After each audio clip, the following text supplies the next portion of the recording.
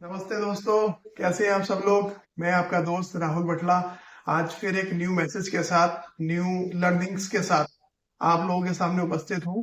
और ये स्टोरी मेरे बहुत करीब है। बचपन से मैं ये स्टोरी सुनता हुआ आ रहा हूँ क्योंकि ये स्टोरी मेरे पापा ने मुझे सुनाई है और उनको उनकी माता जी ने सुनाई थी। तो अच्छी स्टोरी है, आप लोग भी सुनिएगा और सुन करके आपको अच्छा लगेगा।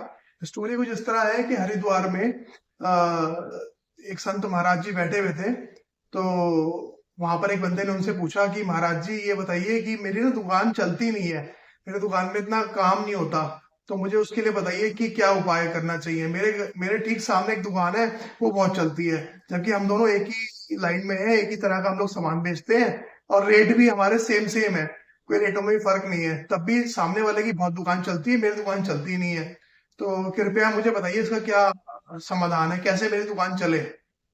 तो महाराज जी ने उससे बोला कि बेटा एक काम करना, जिसकी दुकान चलती है ना उसके पास जाके उससे पता करके आना कि उसके कितने बच्चे हैं, उसमें कितनी उसकी बेटियां हैं, कितने उसके बेटे हैं।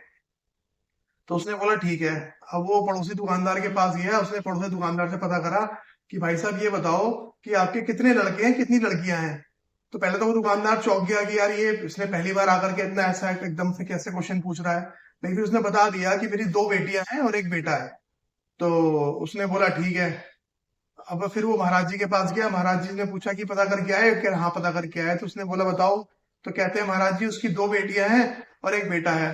तो बोले तुम्हारा, बोले महाराज जी मेरे तो दो बेटे हैं और एक बेटी है।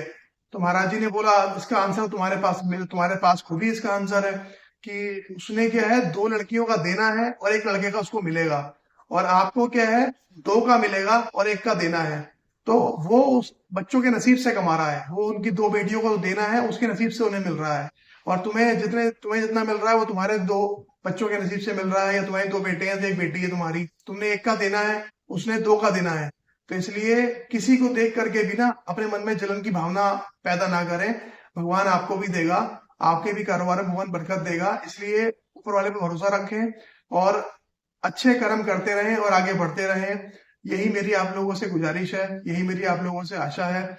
और मुझे आप लोगों ने सुना उसके लिए बहुत बहुत आभारी हूँ। Thank you. Love you all. खुश रहिए, खुशियां बांटते रहिए। Thank you. जय हिंद।